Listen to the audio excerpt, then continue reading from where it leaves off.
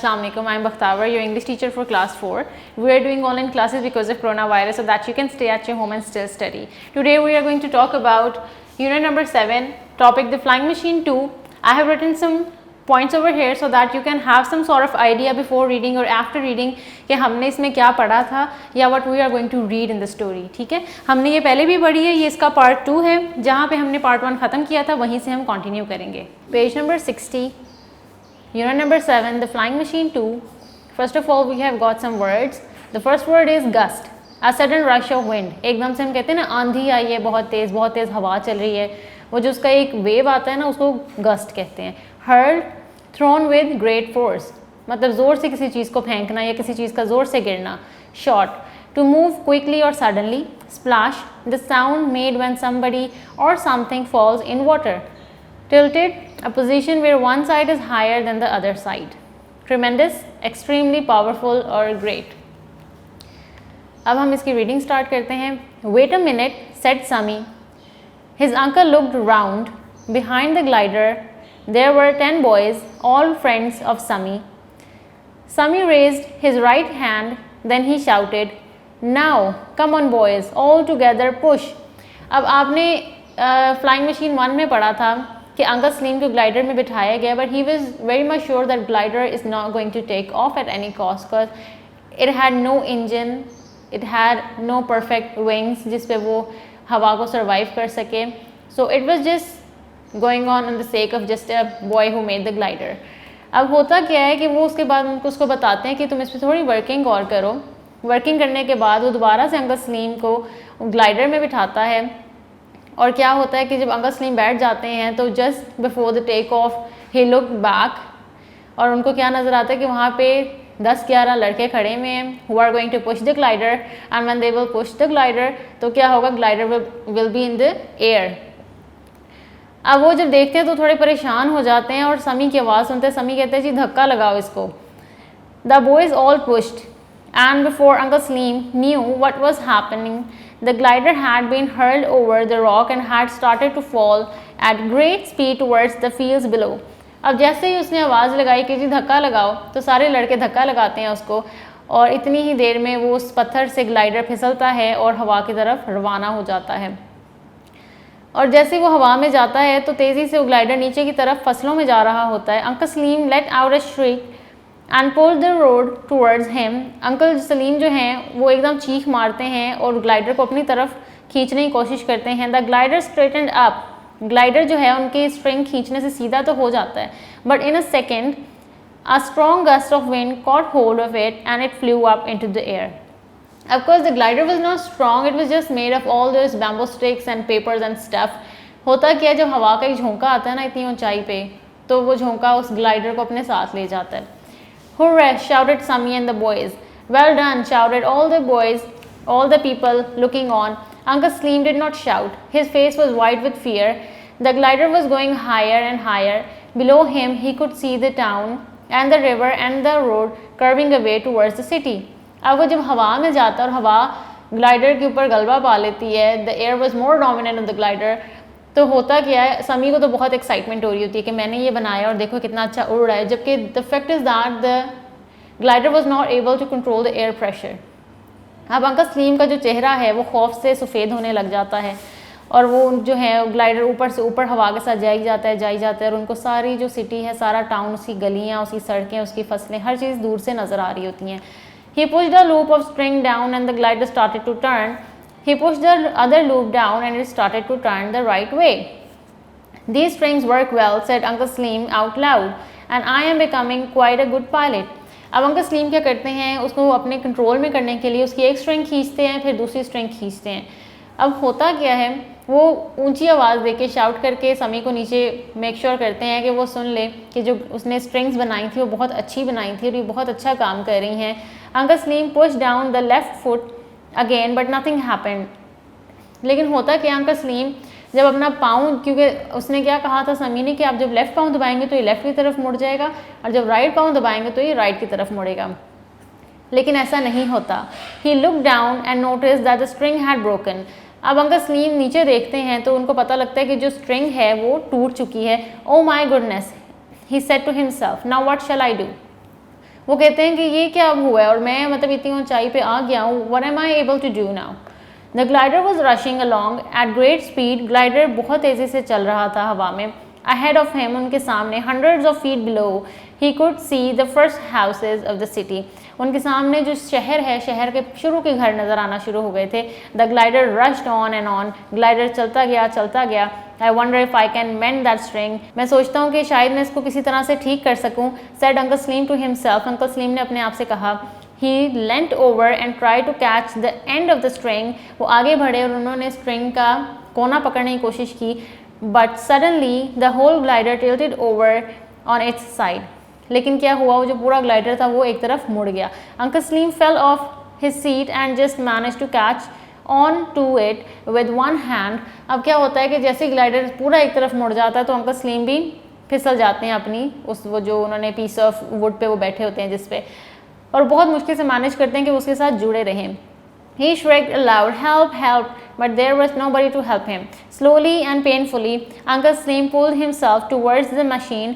When he looked down, he found that the weight of his body had pulled the machine forward and it was now heading towards the ground. अब होता क्या है कि वो ऊंची ऊंची हवा में चीख रहे होते हैं कि कोई मेरी मदद करे, लेकिन हवा में तो there was nobody to help him apart from God. अब होता क्या है कि जब वो देखते हैं कि मैं लटका हुआ हूँ ग्लाइडर के साथ, तो वो उनको अंदाज़ा होता है कि मेरा अपना वज़न इतना ज़्यादा है कि उसने ग्लाइडर को मेरे साथ ही खींच लिया है इस तरफ, और ग्लाइडर वो दोनों ज़मीन की तरफ तेज़ी से जा रहे होते हैं। Uncle Salim caught hold of the bamboo stick, but the glider started to go round and round in circles, getting lower and lower. अब होता क्या है कि वो उसको बैम्बो स्टिक को तो पकड़ते हैं कि he was thinking maybe I am going to like take control of it through it, क्योंकि समी ने बताया था कि बैम्बू स्टिक को जब आप हैंडल करेंगे तो आप इसको ऊपर की तरफ लेके जा सकते हैं, but that was not working at the time. अब होता क्या है, oh dear shrieked uncle Salim, what will happen to me now, अब क्या होगा मेरे साथ, क्योंकि obviously he was in a sort situation जिसमें उनको खुद भी ये लग रहा था कि he is probably not going to live afterwards. Down it went and Uncle Slim looked below him. He could see a huge lake. The glider was still going round in circles, lower and lower and lower, when suddenly the glider hit a tree and Uncle Slim shot high into the air like a bullet from a gun.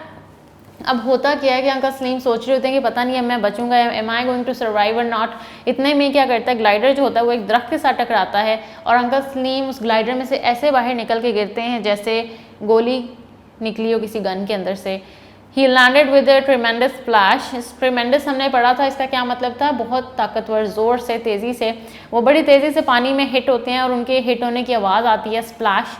Luckily, खुशकिस्मती से, he could swim, उनको swimming आती थी, and he manage to reach the bank, और वो swimming करके क्या हुआ, किनारे तक पहुंच गए। Later that night Sami and his parents waited in the house for news of uncle Salim. Suddenly there was a knock on the door. अब क्या होता है, अंकल सलीम जो होते हैं वो तो जाहिर बात है कि पता नहीं शहर के कौन से कोने में जाके गिरते हैं और वहाँ से उनको बचना और उनका आना, सारे लोग उनके बारे में परेशान होते हैं, समी भी, उनके घर वाले भी, और वो इंतज़ार कर रहे होते हैं कि शायद वो आ जाएं। Although they were not sure whether he is alive or not, but still they were waiting. तो इतने में क्या होता है, दरवाजे पे एक नॉक सुनाई देती है। समी got up slowly and went to open it. समी उदास होता है, he was feeling very down, और वो उसके मोरल्स बहुत डाउन हुए होते हैं कि मेरी वजह से, क्योंकि he was very much frank with Uncle Slim as well. तो he was not at all feeling happy कि मेरी वजह से पता नहीं क्या हो गया है। तो वो सुस्ती से उठता है, आराम से उठता है कि पता नहीं दरवाजे पे कौन आया है। There was Uncle Slim standing on the doorstep and smiling. अब दरवाजे पे कौन होता है, अंकल सलीम होते हैं, और वो डोर स्टेप पे खड़े होते हैं और हंस रहे होते हैं। Uncle Salim, he shouted. His mother and father came running out. वो उनको देख के चिल्लाता है एक्साइटमेंट से, और उसके जो मामा पापा होते हैं, मदर और फादर, वो दोनों बाहर आ जाते हैं भागते हुए। You are safe, they cried. वो कहते हैं शुक्र है कि आप महफूज हैं। Yes sir uncle Salim, but only just, and I shall never go in another flying machine for the rest of my life. वो कहता है कि जी बिल्कुल, मैं फ़िलहाल तो हूँ ज़िंदा और ठीक हूँ, लेकिन मैं कभी भी किसी और ग्लाइडर में बैठने का एक्सपीरियंस नहीं करूँगा। अब ये देखें हमारे पास बुक वर्क में है जी, working with words. What are these?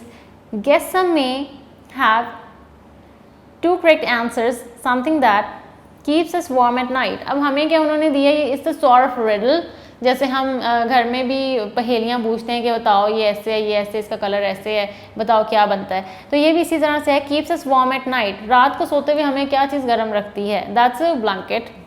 We can see ourselves in, हम अपना आप किसमें देख सकते हैं, इन द मिरर, और ये दो हैं, it's for yourself, you are going to be creative with it. फिर हमारे पास ई और एफ भी है। आगे हमारे पास आ जाता है जी learning about language, add not to the following sentences, you will have to change the words in some of them. अब हमारे पास ये ना इन्होंने कुछ लाइंस दे दी हुई हैं, हमने क्या करना है इसमें नॉट के इजाफा करके इसको नेगेटिव में कन्वर्ट कर देना है। Sammy's father inform the police, अब नॉट किस तरह से आप इसमें ऐड करेंगे, Sammy's father did not inform the police, उसके साथ हम इसको भी चेंज करेंगे फॉर्म ऑफ वर्ब को। आगे कंजंक्शंस आ जाती हैं। कंजंक्शंस क्या होती हैं, first of all conjunctions are basically used as bridge to join two different sentences and it somehow helps to deliver the basic message that we have in our conversation or in our sentences, whatever we use. जब हम दो sentences को जोड़ते हैं, दो चीज़ों को, दो messages को जोड़ते हैं, उनके बीच में जो इस्तेमाल होता है ना as bridge, उनको जोड़ने के लिए वो होती हैं conjunction, जिसमें for, but, that, because, and आ जाता है। For example, मैंने कहा कि मैं पानी लेने गई, मैं वहाँ गिर गई, ये दो लाइनें हैं, these are two different lines। अगर मैं इनको जोड़ के एक लाइन बनाना चाहती हूँ, even then it will sound more nice अगर मैं कहूँ मैं पानी लेने गई और मैं वहाँ पे गिर गई। जो मैंने और ऐड किया है ये कंजंक्शन है, it is making a bridge between two different sentences. The man was young dash smart and smart, he was old dash he was strong but. इसी तरह से आपने बाकी कर लेने हैं। फिर हमारे पास आ जाता है fill in the blanks using the words below. ये वर्ड्स दे दिए गए हैं और आपने इनमें से अप्रोप्रिएट वर्ड्स उठाने हैं। She is prettier than I am, और ये कंपैरिजन है बिटवीन टू थिंग्स।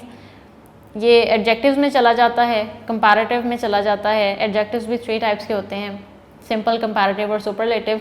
इसमें कंपैरेटिव में ये आपके पास आ जाता है, जब आप कंपैरिजन करते हैं इसके साथ देन ज़रूर लगता है, आपका एडजेक्टिव आएगा बाद में देन आएगा, ऐसे ही एडजेक्टिव आएगा फिर देन आएगा, ठीक है।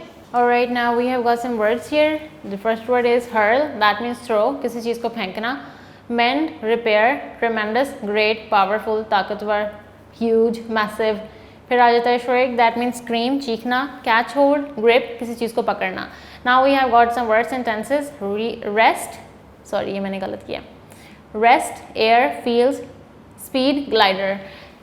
अब आपने क्या करना है, you have to be creative with them. आपने अपनी ग्रामर, अपनी क्या कहते हैं मेंटल अप्रोच और अपने लिहाज से आपने इन सेंटेंसेस को बनाना है, ठीक है। You have to be very much creative with them, use your own words, use your own vocabulary, और आपको जो ठीक लगे आप सेंटेंसेस बना सकते हैं, but they have to be very much grammatically correct. फिर हमारे पास आ जाता है जी question answers. What other materials could Sammy have used to build the glider?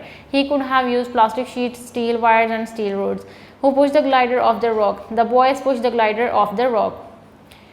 Why did the glider tilt to one side? The glider tilted to one side because the string had been broken. What happened when Uncle Slim caught hold of the bamboo stick? The glider started to go round and round in circles, getting lower and lower. Did Uncle Slim enjoy his flight? Why? He did not enjoy his flight because he barely escaped an injury. Alright, so we have read this unit, और इसमें two different units थे, लेकिन एक story थी। एक story आपको 1 part में बताई गई थी, एक स्टोरी आपको 2nd पार्ट में बताई गई है, और ये कुछ मैंने थीम्स लिखे हैं so that you can have some sort of idea. Sami made the glider, ये 2nd पार्ट में है। The glider could fly now, he pushed the glider and the glider's string was not working. The glider and Uncle Slim fell down. Uncle Slim was able to save his life. अब आप देखें ये सारे वो themes हैं जो हमने book में पढ़े हैं, they are in a sequence way, they are in a gradual form.